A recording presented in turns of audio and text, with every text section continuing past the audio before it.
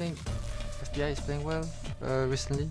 Feels like he's trying to do a lot of pressure for his team. I'll be aware of it and try to have as much pressure as he has. I think it's going to be a nice battle against him. Well, we had a fun battle, but it was short-lived in Game 1. They gave us 23 minutes on the Rift. We said it was going to be maybe a barn burner. You said maybe it'd be a slaughter. So far, the slaughterhouse is on fire, yeah. Yeah, and it was definitely a fun matchup for like half of the ball. Yeah. Right? Every match at League of Legends is a very fun game, but sometimes it's only fun for half the players. That's what I've learned. That's true, and yeah, I mean, it tilted over really, really fast. I got a shout out, by the way. Bwipo and Centurion both waved to me. I really appreciate that. It is one of the nice things about... You're going to bribe the players to wave to you more often? Is that what this is? Well, I mean, I like being in pregame chat and chatting. I will always remember Smithy would always like troll in chat and like shift enter and then type as someone else. Yeah, and I liked that. It was fun. It was like a fun thing you would see. That's not Bjergsen. That is in fact not. Who knows? If you're wondering why we're not in Champ Select yet, this is your answer. Yeah. They're doing a little bit of a swap, you know? Yeah. Bjergsen is late swapping to coach, you know? I mean, Gilito's swapping in. Yeah. I mean, it worked out for Bjergsen, so why wouldn't it work out for Gilito? True. Coaches are pretty good at mid lane, apparently, True. with that sample size of Bjergsen. Yeah, typical egotistical TL coaches, am I right? Just, you can't get rid of them. They show up more than they should. They're always here. It's really, really strange. No part of this. Yeah, of course. No, don't worry about it. Contact lens issue. Yeah. It's actually just kind of accurate. But yeah, I'm always just a fan of being here in the studio with the teams, obviously with the fans here as well, because you get that interaction. You get to like wave at each other. I remember that, I need to see that sign again. I hope both teams have a good time, because that's a 10 out of 10 sign, and I appreciate that. Because we had it on camera. I've actually just like tried to doing it like in the pregame chat. Like, I hope both teams have fun. I'm like, thanks, man. Hope you did too. And it's just kind of fun. Yeah, for sure. I mean, a lot of the players are also friends, so the banter and stuff in pregame lobbies is actually a lot of fun to see. But very interested to see what 100 Thieves is actually going to bring out here in game number 2. I'm gonna be honest, seeing Reaper's face after that first game, he looked distraught. He looked like very unhappy after that, and I was not expecting to see a team look that down after just the first game. It can maybe give a little bit of insight into maybe something else has been going on with the team. Maybe they've been having some struggles, or hey, maybe you thought that this is going to be your best draft. You won that draft hard, and you get slapped, and it's hard to know where to go from there. That's what's so interesting about these types of games, especially with we've only had this particular playoff format for about a year. So when you win that first round matchup, and then there's no patch change, and you don't play a stage game for 2 weeks, so much can happen in between. One, you're never going to be scrimming against 100 Thieves. But then two, about 4 of the teams aren't even in LCS anymore, so they're not scrimming. And then after the last weekend's games, there's only 4 teams in LCS, so like the pockets of information that you can scrim with just keep shrinking and shrinking and shrinking. It's one reason it's really important to have an academy team that you can scrim well against later into these long playoff formats. But then, the second thing is you really just don't know what's been happening to this team in the last 2 weeks, and a lot can actually change. So we're reading into the Reaper thing a little bit. Like, on one hand, we definitely are, but he looked very unhappy. Yeah, on one thing, the Reaper face that we saw, this was before break, if you want to like scrub back in the YouTube VOD or something, but he just looked very distraught, and it could be, wow, we've lost all our scrims and we just got slammed. There's nothing we have left. Or, one of our players was doing this all couple weeks in scrims and it's just happening on stage and I'm so tilted. Or he has a headache. Yeah, it could be nothing. It could actually be nothing, but it is always interesting to watch these teams after such a long break. And I do find, maybe in this case is not, and we're obviously kind of going down our rabbit hole because we are on a little bit of a delay here. But, I do find player faces are very indicative of their chances remaining in a series. Very oftentimes, if you're looking at with cameras, glasses. And you see a team looking really, really down in the player cams. It's often very hard for them to actually bounce back, and that's why I think it is so important to have players on your team and coaches on your team who can be that positive influence when things are going bad, can crack a joke, can make people laugh, can kind of have the mental reset a little bit, because it can be really, really tough when you're working all year long towards something and you have it kind of feeling like it's crumbling down around you. How many more times you got to adjust the glasses though? I'm counting 8 so far. I just want to know, like how much does it take to be comfortable? A lot. 9. All right. I will say, as someone who wears glasses, Uh-huh. wearing glasses with tight headphones can be very uncomfortable. And so that's I'm feeling like those headphones are probably very tight, and those glasses are probably squished into the side of his head. Yep. It's probably uncomfortable. I believe it. Yeah. Why he wears contacts. Yeah, I tried wearing like blue light blocking glasses for a little while on my computer, and I'm like, but I wear headphones all the time, and I'm like, this is really uncomfortable. Yep. And I stopped really quickly. It is. Comparing Game 1 draft to Game 2 draft. Yeah. Swap sides. The loser of the game TF in a and series Jinx always both gets choice. gone. They chose red. Exactly. TF and Jinx, 2 champions they lost to, no longer there. The bans that they have dropped for 100 Thieves specifically, they banned Tom Kent, Gangplank, and Veigar. We were talking about why they might be doing these things. Tom Kent will be bot lane dominance. The Gangplank ban might have been to set up a blind pick Ornn, and the Veigar might have been to set up the ability to blind pick a scaling mid laner like Azir, Corki, or Victor. So a totally different approach here from 100 Thieves as they swap sides. And this is interesting, so the Ahri going to get banned out. Zeri is up again here. Will the priority be on Zeri now that Jinx is banned out for TL? That is something I'm really curious about. Not willing to first pick the Nautilus, but obviously not willing to give that away. So they aren't wanting to first pick support. And I do think Zeri feels like the most obvious go-to here as a result, but it's going to be LeBlanc. So blind LeBlanc for Bjergsen, kind of throwing down the gauntlet a little bit to Abidaga, because when you blind solo on first pick like this, you get double counter pick on red side, right? You can counter pick in your first round for Abidaga, and then you can counter pick last pick here for Someday as well. So Bjergsen looking to get aggressive. I absolutely agree. I also think this could be a little bit of a meta read thing from TL where they just think LeBlanc is OP. Yeah. Because in their series against Evil Geniuses, they banned LeBlanc all 5 games. So if it's up, they're not going to let the other team have it, and they take it first. Also, and again, I mean, it's his clear second priority. Lee Sin has been first banned every single time for TL. He's like, okay, first chance I get, I'm grabbing Viego. I wonder if TL are going to go, really kind of early game skewed and go towards the Volibear, which has been getting banned out against them constantly, because Volley plus LeBlanc, there's not a lot of 2v2s that can actually go up against that. And that's something they're going to have to be, careful about. Closer here is going to be back on the Viego. Lee Sin banned away again. And it will be the Aphelios priority here for FBI, so still going that scaling route. Hans has been also really happy to go the more supportive route, and actually one of the guys who's playing Ashe a lot, which can be very effective. So if you want to play, higher damage and higher priority towards mid and play around the LeBlanc, you can go that supportive route and just forgo the Zeri, let that fall through, and go something that doesn't need as much help, like a Jhin or an Ashe. Yeah, I mean, you can see 100 Thieves. Zeri anyway. Yeah, they're going to go for it. Zeri 0-6 in the LCS playoffs so far. So will the curse be broken, or 100% pick ban. Is TL going to? Yeah, exactly. It's clearly highly prized. People consider it good.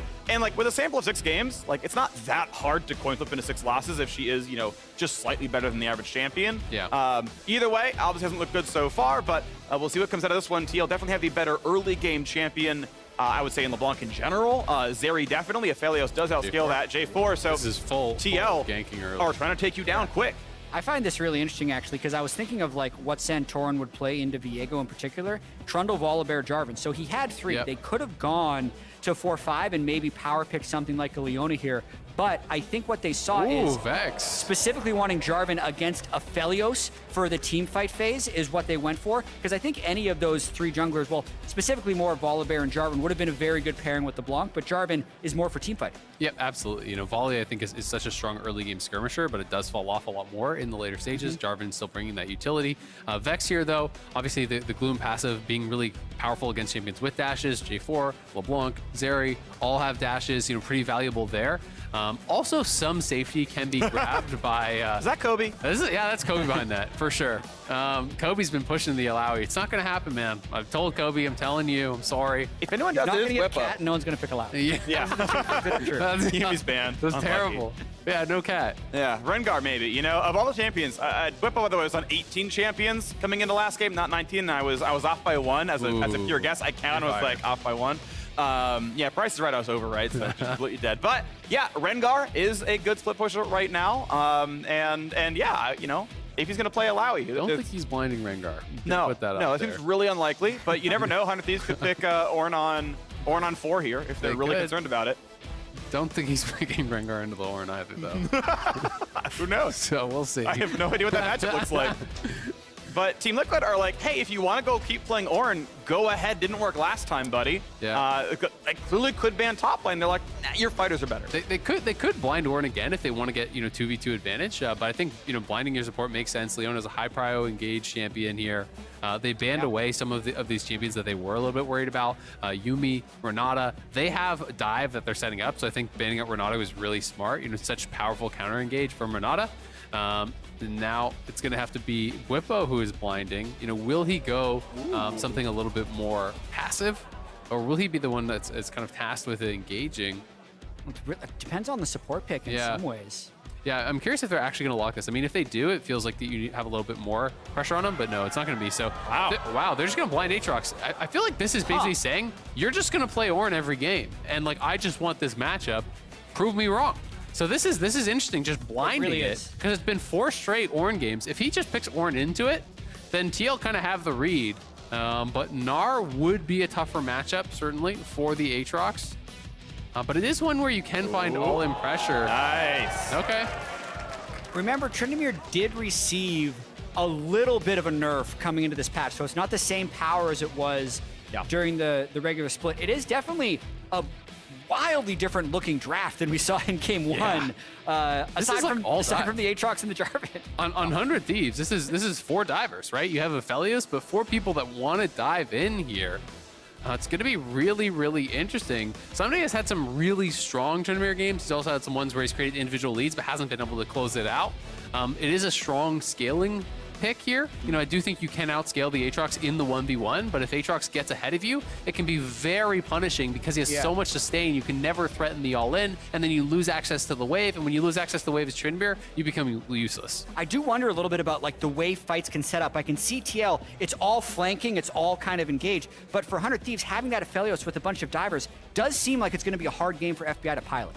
All right, 100 Thieves got to bounce back. Someday is 12 KDA and 3-1 on his Tryndamere. Will they come back? Let's find out.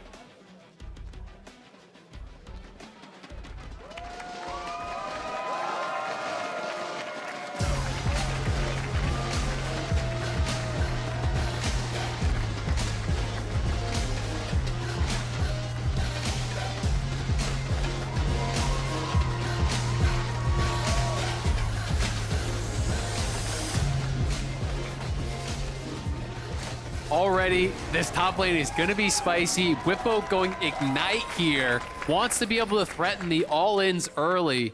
Again, so much of beating Tryndamere in matchups is denying him the wave, because if he can't auto-attack consistently, get that rage, he can't threaten all-ins, he has much less sustain. With the Ignite here, you can threaten a pre-6 kill. It's going to be very difficult for Someday, but at the same time, it kind of draws the attention of both junglers up there, because if you can force bad backs for an Ignite top laner, you lose so much. Gonna be a lot of fun though. They see, okay, no one's in that brush. Woo! Yeah, vision. I mean, that's a support play right there. We saw a brush, and he's like, yes! No one's in there, we're safe. I mean, what else can you be excited for as a support player, I'm just thinking about this Aatrox pick more. It's like, how do you actually prep for Bwipo? Because the answer is you can. And it's not like picking Aatrox is this wild thing. It was a meta pick for years, especially going back to 2018 Worlds. But he's played 18 different champions. There's all these other picks for the meta, and then he just rolls up and blind picks Aatrox twice.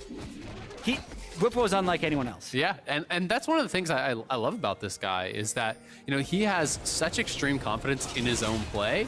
And he doesn't feel the need to emulate what other players are doing, right? One of my memories of Bwipo is always thinking back to the All-Stars events where he's playing 1v1, and he was playing such different picks than other people and winning this 1v1 tournament with these really different picks and different builds on the picks. Because of the way he just thinks through his kind of logic about the game is very different from a lot of other top pros. Yeah, it's really cool. The only thing wider than Bwipo's champ pool is Bwipo himself. It's really incredible. Had to get that. I was waiting. You sitting there. This little smile on your face. You're like, oh, I got something cooking. I was like, what is it for you? Yeah, I've got a little easy bake oven there. It's not gourmet, but it's definitely not gourmet. No, nothing I've done has ever been gourmet. They want the microwave for 5 minutes. Food porn of jokes. Yeah. Oh, here we go. Yeah, 3AM jokes its own subreddit, by the way. You know, I'm practically a moderator there. Anyway, yeah, good start right now. 100 Thieves got level 2 first. Wow! They did not get first blood, though. So, you know, clearly different results going to this one. But yes, Aphelios and Leona. 95 gold lead. Wow, huge. And some of that's just in the 3 minutes. Is it comebackable, Jet? Yes. Okay. Are you sure? I'm willing to say that there's a high possibility. Oh, it's 25 now. Yeah, I think a they big made it. big Wow. swing. They're back. I can't believe they just got the entire gold lead reverted just off of that CS. That's really good mechanics. Wave clear, going back and forth the mid side. Bjergsen wanted to get in range for the W, cannot find it. Not gonna have much more going on there. Does have the chain, didn't go for the attempt on it. And now we get to see the oversized sword top lane battle. Ultimately, they're just going for the minions instead. Yeah, both junglers I think are going to want to be paying attention towards topside. Santorin did skip one camp, same path here as Closer, getting a bit of a deep ward. And both guys are going to be at scuttle on spawn. The question is there any sort of early game play? Like, is the wave stacking top? I can't really see with the minimap. And if that wave's stacking, is he going to path up? He's just going to go for a quick recall here. Someday paying respect, not trading too heavily, allowing him to push in that wave. But without Santorin up there's no threat of actually getting any sort of dive off. So it's going to be a play towards mid or nothing. Oh, gotta watch out here. Got the engage. Is going to be enough for the stun. Yes, they'll land that as well. No good way out. First blood comes through. It's FBI's turn to earn 400 gold. Oh, that's exactly the start 100 Thieves wants. And now Closer's trying to cut off the retreat path of Hans Sama. But it would be very difficult to dive, especially once they see Santorin. Yeah, that's so big. Getting it on FBI, it's the exact reverse situation there now. FBI, with the early lead here on the scaling pick. Trading here in mid lane. As you can see, when you snap back, the Gloom Auto is going to come out. Hans? Decent damage. Nice dash. Yeah. Not an easy way to get the rest of the damage coming through. They know Ignite is down, so okay, just dash when the stun comes through and it'll be mostly fine. Stays alive, 700 gold lead right now. 100 Thieves looking pretty good. Santorin seeing when you push the wave in, because Bjergsen's freezing. Yeah, but that ward over by Raptors should have spotted him actually walking through. So they had eyes on him. It's a good deep ward that does spot him. Even though Abidaga doesn't see him in the brush, you know that he's going to be there. And Bjergsen is trying to pull this wave into an awkward spot. It's the same thing he did last game on the TF. He likes to aggro the wave, walk to the side, try to set up this little mini freeze, try to bait his opponent into staying around longer to try to fully crash. In this case, Abidaga is able to get that crash in, even though he's on no mana, will be able to get the reset. Yeah, I think it's something that Bjergsen has actually been very good at for his entire career.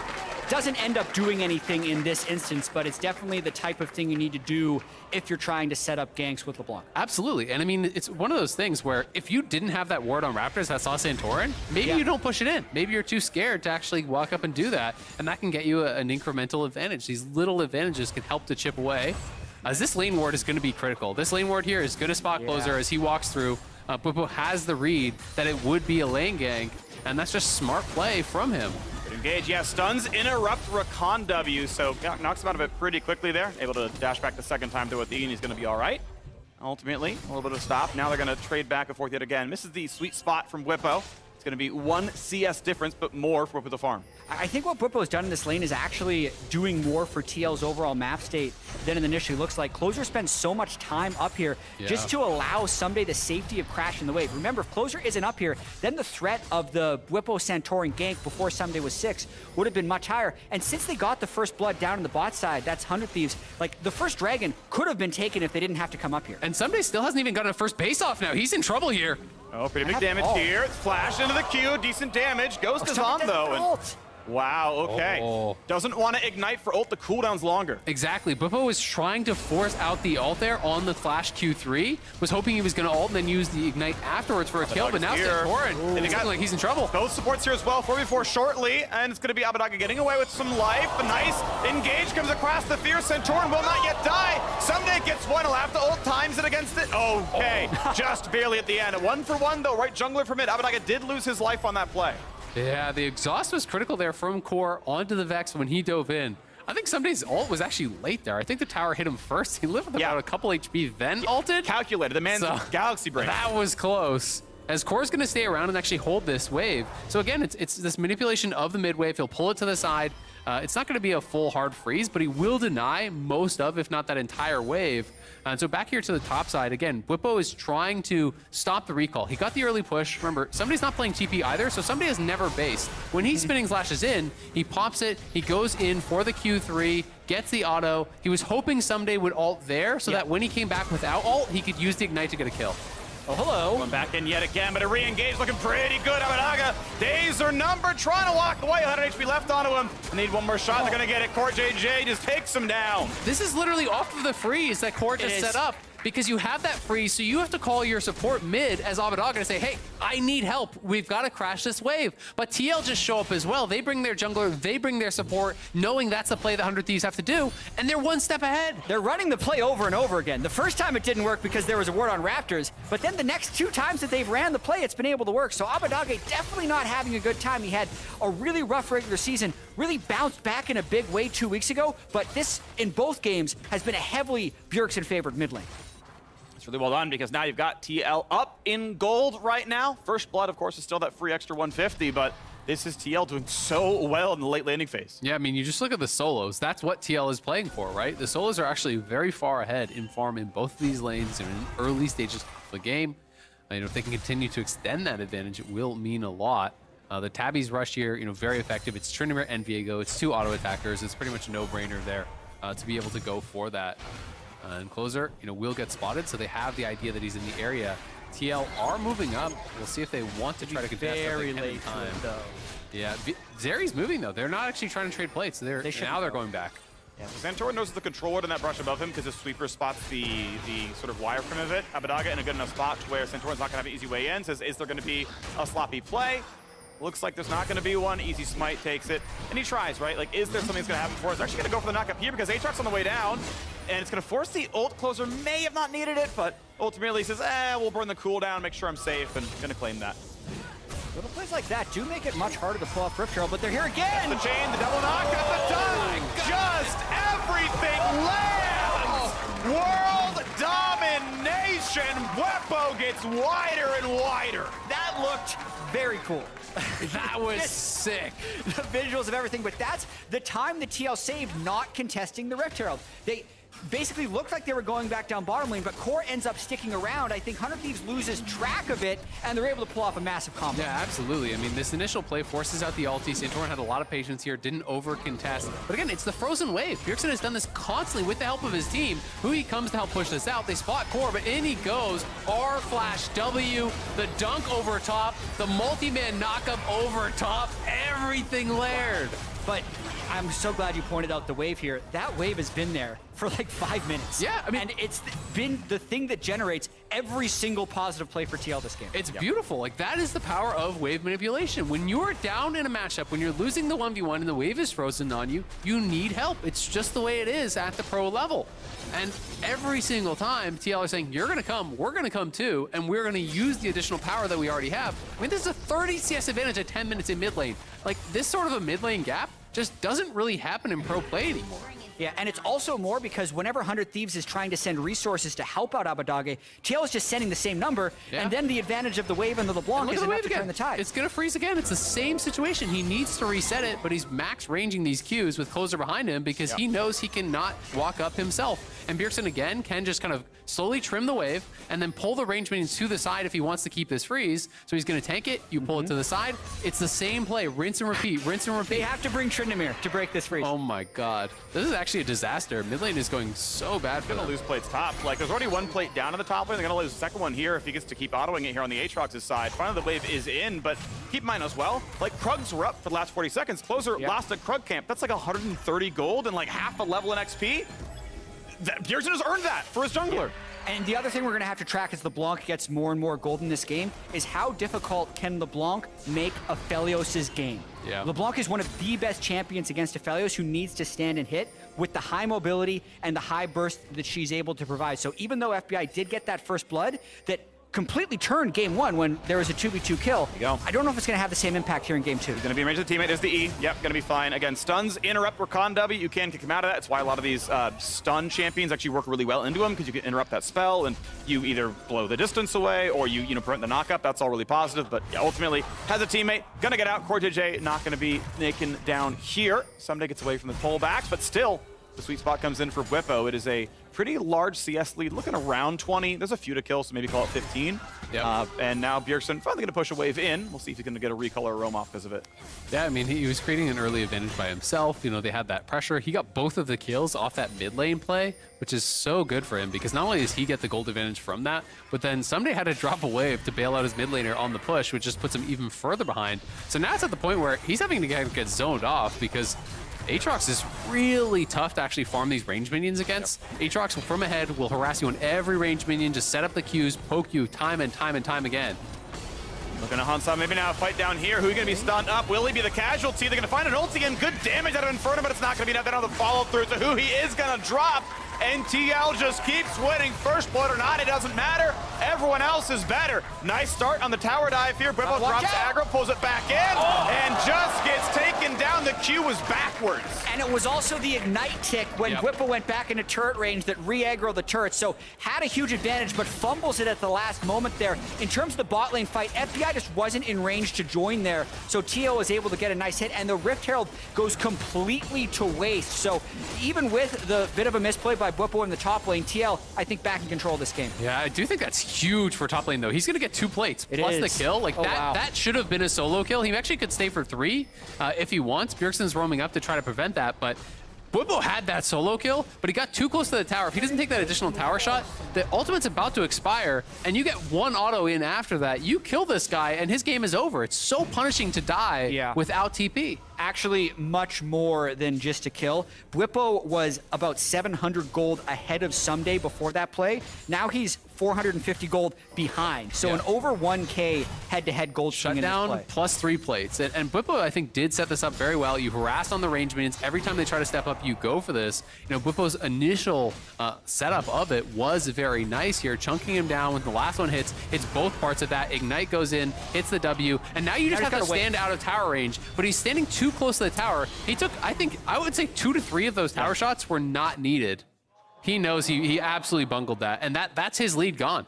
And I gotta say, I think I don't think you're allowed to ignite early against Tryndamere. Like, you don't really want to ult like ignite pre-ult because he wants to use the Q heal when the ult ends to get his health back up. Grievous Wounds ends by that point if you're igniting pre-ult. So like, not only do you lose all your ignite damage because he ults during it, you don't even get the Grievous Wounds during it because he won't press Q until it's done. And that just felt so early on so many levels to me. Yeah, I think his thought process is basically, I'm going to ignite so he can't delay his ult with his Q because he has the kill guaranteed after. I definitely see what you're saying. I think he would have had the kill either way, you know, had he just not been in tower range, but that's a really costly one because when it's all combat sums versus all combat sums, any mistake in top lane can snowball in the other direction. And now full tower is gone. Yeah, last thing I'll say in that though, Vex was on the way up towards the top lane, so maybe he was feeling rushed because Vex was on the way, but a lot of map trading happening here. TL takes the Dragon, 100 Thieves moves up for second Herald, and first turrets get traded. So Tryndamere completely in the clear now, 1,000 gold up against Aatrox, which was not the case 3 minutes ago. Oh, 12 KDA coming into this match, 3-1 on the Tryndamere, and now looking at another good look. He's caught up in CS. It was the 20th episode, I think, or so before. Obviously, bot lane, yes, the turret fell. The gold went to Han. Somehow that's going to feel good. It was first turret gold as well, so a bonus 150. But we've got a pretty close game here, under 1K. Comebackable, certainly. Yep, and now, I mean, for TL, you don't win side anymore, right? You look at the itemization. It's Gale Force, plus he already has the Executioners. He is going to outscale you in that 1v1 on the Tryndamere. So now it's much more about playing for objectives. You know, thankfully for TL, they did get the first 2 dragons, you know, due to that mid lane pressure that they had. They're controlling that bottom side. And so Aatrox is going to be, you know, more about just answering waves and then moving to the fight, dropping waves and dropping tower pressure to try to move for the 5v5 because you don't dominate in that side. Well, Bjergsen going to be on the side, though, for now, and obviously not an easy answer to him unless we see how the Tryndamere can stack up. Obviously, Bjergsen could probably get away any given time. Chain and Dash going to do a lot for him, and no one's answering this wave. He's getting a lot of time just sitting there, autoing, and you know, no one's going to stop him at all. Everyone's on, a lot of people are on Fog, but he might just kill this entire tower. Yeah, they're just trading for bot. Yeah, it's a bit of a two-way trade here where both teams have kind of lost control of the side of the jungle where their split pusher is on. The question will be here is whether or not 100 Thieves sticks around for that second turret. I don't think they can because TL can match, but there's definitely some room for an explosive game here.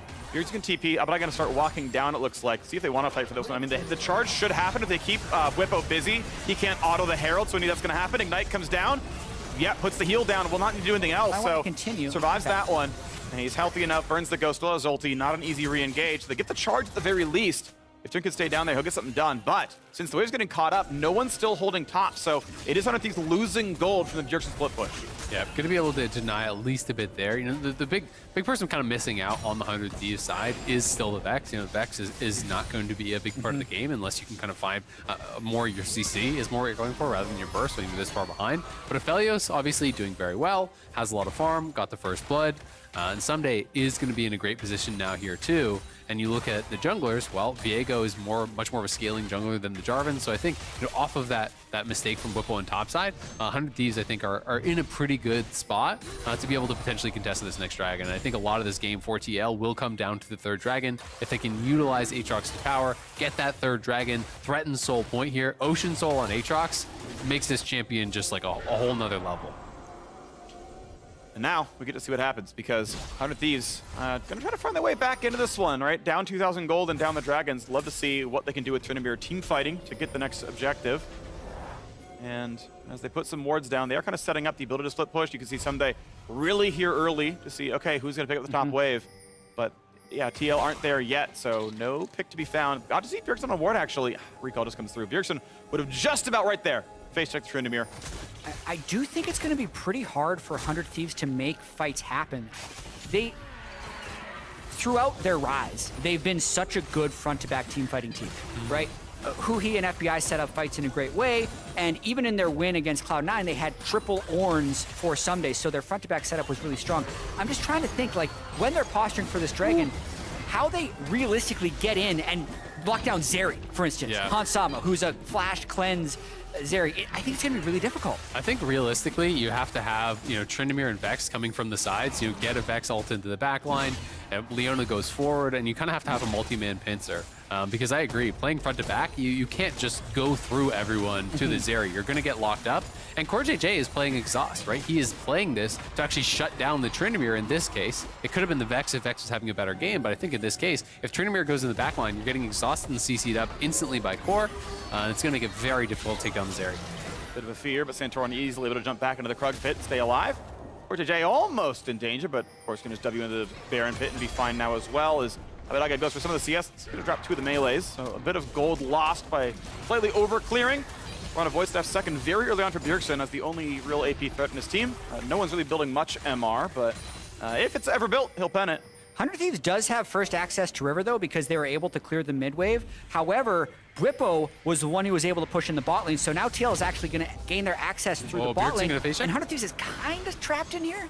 Yeah, they're getting surrounded a little bit. This does get somewhat awkward, but TL don't have eyes on where everyone no is, board. so it's hard for them to actually start anything.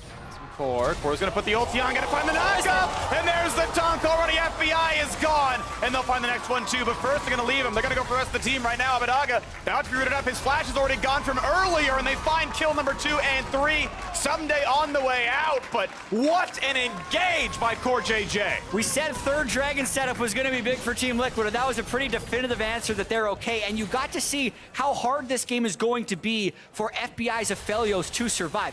They had the midway push initially to gain access to Dragon, but then, like, who's the front line? Who's stopping the engage? Core gets a flank, Bjergsen comes from the other side, and they take full control of this game. And Abadaga's reset was really late. The 4-man squad for 100 Thieves were there very, very early, but they didn't have eyes on where everyone was from TL. And Abadaga's walking down mid lane. As soon as TL see him, you'll see it on the mini-map. CoreJJ actually spots the Vex up on the top side, and as soon as he sees the Vex, he just engages away from him towards his squad. And Vex is not really a part of this fight whatsoever. Aphelios dies instantaneously there.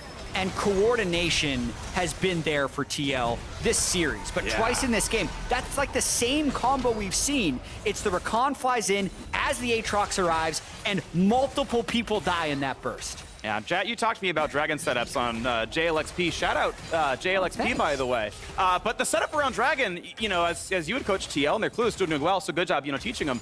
Not quite, but yeah, anyway. The whole point about Dragon setups, though, is like, you need a point where you're like, now we fight. Right? Yes. This is the brush where we kill you. They had mid control. They took the river, and they're like, oh, no, we just let them all in the whole time. So specifically what happened to 100 Thieves there when we're talking about Dragon setups is if you are to go into the Dragon pit, you need a clear spot with which you can fight. If you're just going to be there to start the dragon, you are almost always going to lose because the other team is going to have free shots to engage on you. I think 100 Thieves actually recognized they're in the wrong spot, which is why they were backing away. They didn't even start that dragon, but at the time it was too late. Picked off. It's been tough. I mean, Abadaga has just been kind of trapped under a tower trying to answer waves. He's been down 2 levels for a long time now. And with this pressure on the side, dude, he just got so far behind early, he can't really contest the LeBlanc. He's not really a threat in the team fights. The rotations are going to be late because he's trying to answer the towers, and Bjergsen just distorts in there, finishes off that tier 2. And just like that, 7,000 gold lead plus soul point. TL have taken what was starting to feel like a very close game that 100 Thieves kind of battled back into and made it not close at all. And they're just starting Baron now. And 3,200 of that gold is on the mid diff. That's insane. 70 CS. This is like season kills. 5, season 6 mid lane just like taking over. It's definitely been a bit of a throwback game in terms of how mid lane is played, but we got to focus in on this Baron because we got to see if 100 Thieves can get it in time. Alrighty, well, when will you get vision? Whippo gonna find and engage with his jungler. They're gonna go for Bjergsen, and Bjergsen's down, the shutdown. FBI is alive, red, white, he just barely gets away. Looking for the next engage though, as Santorin walks out, and now Aatrox maybe left out to drive. Whippo, will he fall? 2 picked up, 100 Thieves, and it's gonna be Hans Sama running away, but the chase is in for the Vex. Abadaga, he's getting kited. Oh, Hans Sama, you gotta believe it. Takes him down, the only man standing, but you have to believe Baron will still be claimed. Yeah, this should be Baron for 100 Thieves. That is massive. The 100 Thieves team fight coming up clutch. 4 for 1 for 100 Thieves. We can see it again in the Rocket flip the switch replay here. Bjergsen going over the wall. He was spotted with the sweeper. They're ready for him. And the instant CC there going down onto him. He gets rooted. They dash in with the Vex. They kill him off right away. And FBI here had red white, has the ulti to try to kite back and survive. Huhi and FBI, with the positioning of FBI and the instant CC of Huhi, were able to counter that play. I mean, if TL isn't even looking to turn and they just go to burst that Baron, they probably get it. This is such a massive turning point in the game to keep 100 Thieves alive. Whew. Oh, that was close. That's why you like bruiser builds. You survive the assassination damage. Unfortunately, Vex them, but his Zhonya's not a lot of IP on that one. Couldn't get the one completed. But I mean, Vex now got a big injection of gold. Like, that got him to the Zhonyas. I don't even think he had that last fight. You know, he got a 700 gold shutdown onto Bjergsen, and just like that, he's relevant. Finds the engage. There's a knocker, but he's going to be pretty tanky in that one. There's a shutdown. Core JJ has gone. FBI gets one. Bjergsen's here, but FBI is safe. Stopwatch is burned. Good knockups there from the top laner. Hans Sama takes down the Vex. In for a bit more. Close it down his GA. A double kill for Hans. The third one now coming for the jungler, and they're going to get number 4 as well. You may have killed one, but everyone else is here for revenge. The coordination really does come in strong from TL once again. Bjergsen, Everfrost with the LeBlanc to set up the rest of the combo onto FBI. They can get Soul, likely, but they're going to have to set up this mid lane first. I mean, 100 Thieves, they were the ones forcing that, though, it felt like. And now someday he's in trouble here trying to make something happen, but they can chase him down. He's got Flash and Ghost. Gale Force, Q heal gets out. Stopwatch out of Whippo. So Flash for Stopwatch, turret still falls, playing to the edge of Someday. I mean, Someday is not with the team. He did not have TP. They did not have eyes on the Aatrox. And 100 Thieves were very confident with the Baron buff, with that gold that they had just gotten. If they take that fight, they lose it. And let's watch this again, because I think they are the ones who are really engaging it here. Yeah, it's Abadaga going in onto core. They're looking for the play, but Whippo is already here coming from the Wolf Pit, and the TP arrives from Bjergsen. It was a 4v3, but it has to be fast because Tryndamere can arrive, and there are 2 TPs on the side of TL. So once Santorin makes that re-engage, it buys so much time, especially with the GA, for everyone on TL to arrive. And then look at this Bjergsen play.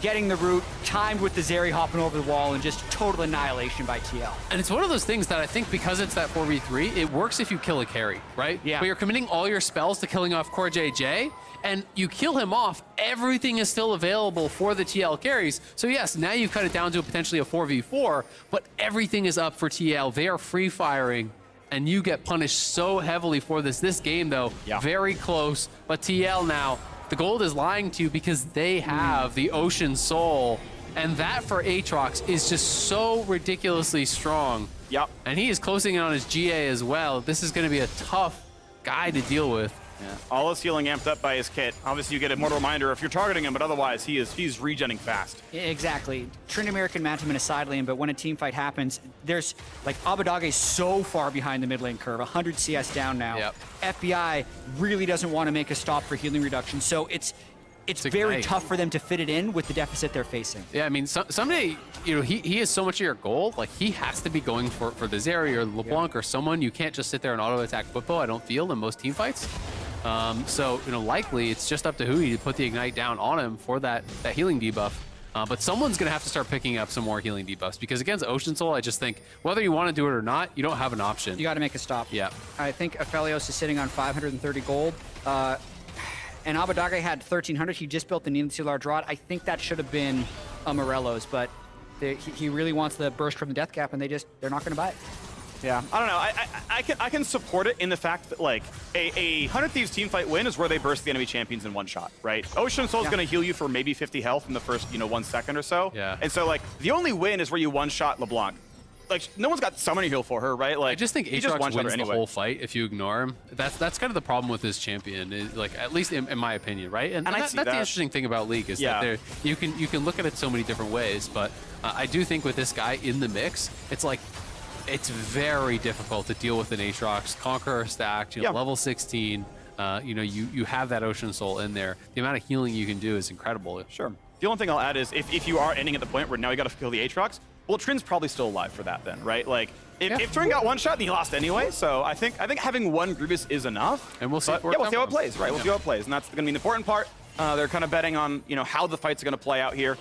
Sunday and Vex as Abadaga come back to join the team. Obviously, a huge gold lead, 5,000 plus. You can generally ballpark 4K for a soul. It's a big lead. Yeah. So we're a minute away from Baron. Yeah. The last time a Baron was about to happen, I was going to talk about how this was a throwback mid lane game. At the time, it was a TL curse. I don't think it's going to be a curse twice in a row. I'm also not superstitious at all. Anyway, we had actually years of League of Legends where so much of it was about pushing mid lane to go dive side lanes. But before that, especially when Bjergsen was winning MVPs, he mastered the hold mid lane to kill mid lane and get mid lane ahead. And this was very much a throwback game to that, and it's why we're seeing this 105 CS advantage over Abadage. People don't actually play like that often anymore, but TL has done it so well this game. And that's why I've been so amazed to kind of see that bit of a throwback. So much focus back to those early TSM days. How they used to play. Creating priority through mid, calling people over, utilizing your advantage to snowball the game. Yeah. And we'll see if Bjergsen can make good on that. He's already surpassed the Flame Horizon. Not something I was expecting coming into this. This was a blind LeBlanc, powerful champion, clearly TL willing to first pick it, but Abadaga has had his answer, and 2 games in a row, Bjergsen has been more than his match, despite the fact that Abadaga has had an incredible last number of weeks. TL. Or spotted.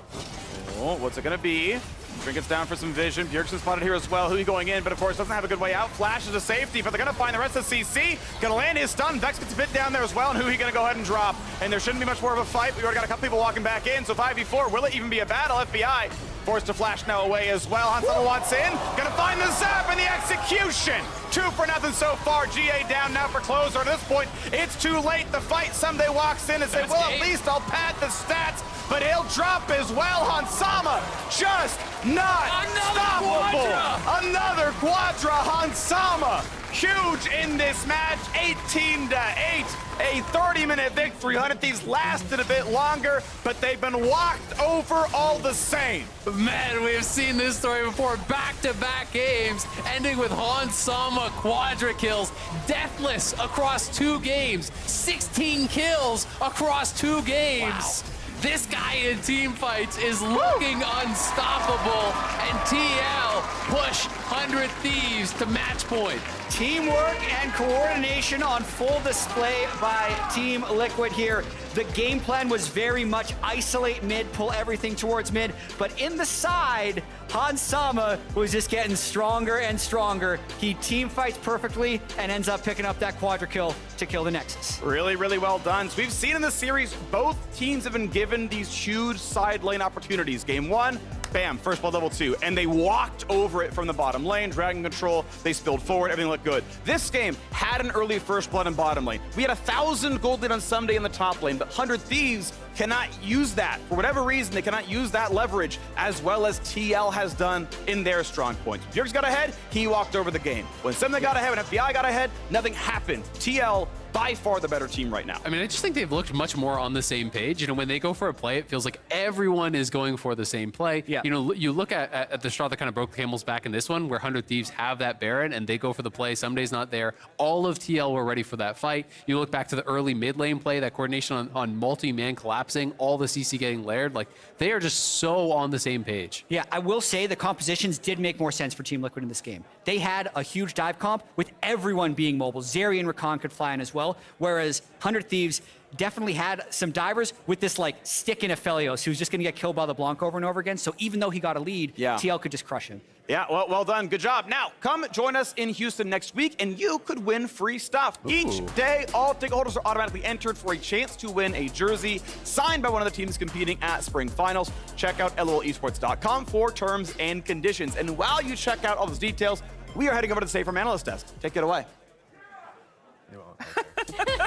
Welcome back to the State Farm Analyst Desk. It took just a little bit longer this time around, but TL still find the dub to push the series to 2-0. And we're already prepping for the new LCS merch line. Of course. Of the top performers here in the postseason. I like these new coffee mugs that we got working. But they do it with a very different looking draft. And that's, of course, what we got to start with here. Flipping over to the blue side for Team Liquid, it's a LeBlanc first pick. We got the TF bans, so we do know that there's going to be priority around that champion throughout the series, as well as an Ahri ban, which I can't even remember if you said it on air, Olive, or if you just said it to us off camera. But that was another one that you called out as being hyper important and expecting 100 Thieves to look at throughout the series. Yeah, I think the mid lane matchup was very interesting. I did expect the TF and Ahri bans, or I was anticipating that might happen. But the blue side Rise ban kind of sets up LeBlanc first pick. It might not be something that 100 Thieves was expecting, but TL clearly has been prepared for like TF and Ahri being banned against them.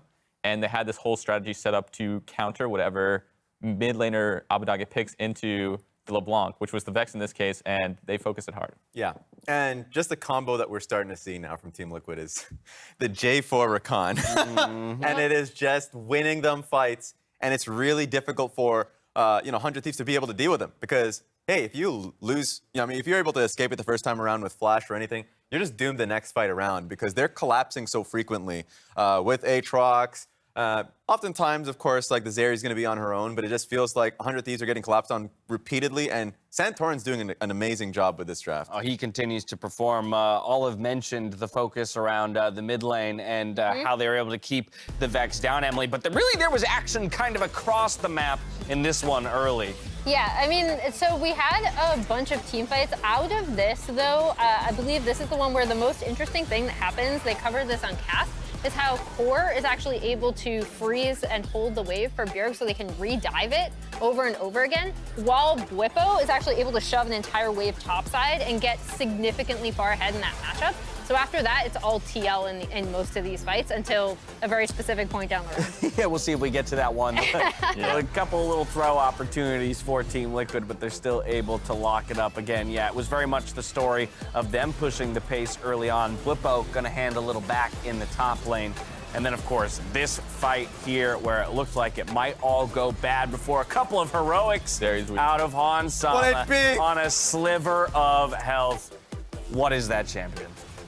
Disgusting. I mean, like, he almost got him. He almost got him. Even walked right back in to get the last auto attack, but no. Hansama was able to, zip out of there. But Team Liquid recovers. I think they play off of Fog of War so damn well. A lot of the times, I think in this case, Aatrox was leaning towards topside a little bit more whenever they were setting up for a fight around mid lane. And so it just took a lot of space away from 100 Thieves. They always had to take the wave shallow. And so it felt like a lot of the map was just being taken over by Team Liquid. Nice. Wow, we're getting a little massage here. Exactly. Yeah, keeping them loose. Getting loose. They're already playing loose though, so that's don't over massage. True. You don't want your muscles being like mush out there on the stage. You don't want another loose play like that topside. That topside 1v1. Where you're just like, I don't know about that. That is like one of the scariest things that can happen because I'm pretty sure Whippo was only making that dive 1v1 happen because his team like already made a big play. Yep. And if you get an advantage top lane, the game's just over. Yeah. And he was probably going into it thinking, oh, I can't die here, it's not possible. But once you do die, it's so bad because the game went from completely over to, wait, we actually could lose. Yeah. There's a top win condition. He gave them a win con, exactly. Whippo, I think you also called this out as we saw it, because we watch plays like that, and then every single one of us goes, where's the face cam? Where's the reaction cam? Where's the reaction cam? We wait for it. And in that one specifically, he didn't laugh it off like we're normally used to him doing. It felt like very visibly clear that he knew he had messed up in that moment and given 100 Thieves their one shot to get back in it. I have a question for Olive now that, we're looking ahead at like, okay, what can 100 Thieves do? If you're faced in a mid lane situation where the support is coming up, freezing the wave on you so you can just be dove over and over again, what happens? How do you deal with it? Well, basically you just hope that your jungle and support also get there and like you just win the 3v3. It kind of happens a lot more in side lanes because the lanes are longer, so the freeze is a lot easier to set up and a lot harder to break because you can chase down a lot easier. In mid lane, people don't usually just like perma-gank, re-gank on freezes often, but when you have champions like LeBlanc, Jarvan, Rakan, they're so mobile, any two of those champions can kill a no-flash Vex. I was actually surprised by the Vex pick. I think playing Vex into Jarvan is actually really hard. Most Everfrost champs into Jarvan don't care too much, but because like Vex is so squishy, she really only has her fear to save her. It's, in my opinion, a pretty hard jungle matchup to play against, and I'm not surprised that the early game went so poorly for her. I'm going to follow up with an even more specific question. Going into Game 3, Here we I'm go. gonna just put you in Abadaga's shoes. What would you be talking about in this huddle right now in terms of how you'd want to see the team adjust in the play itself? Would you want to specifically craft a strategy, set plays going into the game to counter the pressure that might come mid? Or would you, again, drafting for yourself, not for Abadaga, choose to go more the direction of ignore my lane, give me the safest thing possible, let me just go into survival mode? Like, what would be your preference up against this TL squad? Well, from experience playing against Bjergsen, I think if you try to do the just everybody leave, just let me 1v1, he's gonna like force you in situations where you're gonna just go down CS, and if you're not willing to bring your whole team there to fight, then you're just gonna get really behind. And I think it's kind of like a posturing thing where you're not always gonna have everyone there. And if you're going into the game saying like, yeah, just pick me like a late game scaling champion, I just want to farm and be useful later in the game, Bjergsen will like have the people there sometimes, but not every time. And that will make it very hard for Abadaga to feel like he can do anything because it will always feel like his whole team is there. Yeah. And since he's not allocated resources to defend that, it would be very difficult for him. So I would want, if I was playing, to have my team defend me, but... Okay, all right. So Good answer. I Abalov like that. wants to be defended in the mid lane, Raz. 100 Thieves has elected to go to blue side. So, back to the side they were on in game number 1. With that piece of info in mind, I'm now putting you in charge of drafting for the squad. What do we get for Abalov, and how do we build a team around him that can properly defend him in the mid lane? I think 100 Thieves go back to something that was comfortable from them even last year, which is playing through mid-jungle. And I think, mid lane bans are becoming a little bit prevalent in this series. LeBlanc might be the takeaway first pick, or Ahri. If Lee Sin is available, they'll just default to that and try and counterpick. Yeah. But in the end of the day, they will want a stronger 2v2 mid. This game was actually dictated by early constant skirmishes through mid. Yep. So that if this is how it's going to go, they just want to be the stronger team. They're more comfortable in that position. Small final point? Yeah, you say that, but TF was left open last time from TL's perspective. So if TF is open again, they might have to first pick it, and that kind of forces a not strong jungle. I was going to say, I would almost expect to see Ahri, TL, or Ahri, TF, and the Lee Sin bans coming out of TL in this one, but we'll have to see. While Team Liquid are bringing us to match point, we're going to step away. And as we go, our very own La Tigers shared a meal with Lux in this edition of Grubhub Dine Together. We'll see you soon. All right, so it's a normal Saturday. You wake up, What time are you putting in your order? What are you getting? I like something healthy and light before I stream, just so I don't feel like too heavy. I vibe with that. Get the protein, Yeah. get that fuel in, Yeah. a bit of coffee to go with it. I think it. is always We're a good on the choice. same level with the coffee. You gotta Yes. get the coffee going. Food is here. I got you your own, by the way, so feel free to Wait. feast on the glory. I got you your own too. Oh, let's go! So you haven't had any that has turmeric in it then, huh? No, I'm really interested in how this tastes. This reminds me of a holiday drink. Yeah. I'm fueled up, I'm ready to go, ready to stream. Are you ready for LCS? Yeah, I'm feeling good. This playoffs, I needed some of that extra oomph, so you got me covered with your meal today. Yes, I got you.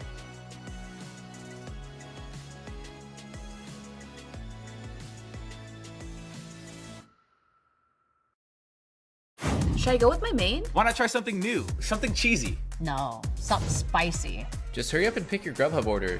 Done. Champ's like starting. Here we go. Let's go! Guys, we are in this. On time, lowest price, or we'll make it right. That's the Grubhub guarantee.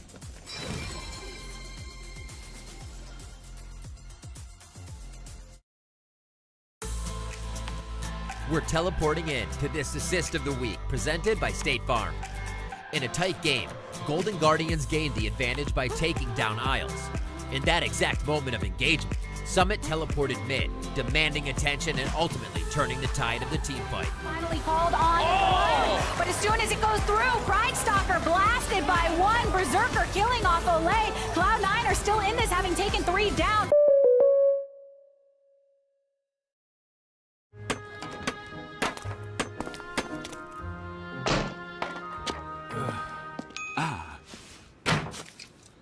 Red Bull gives you wings.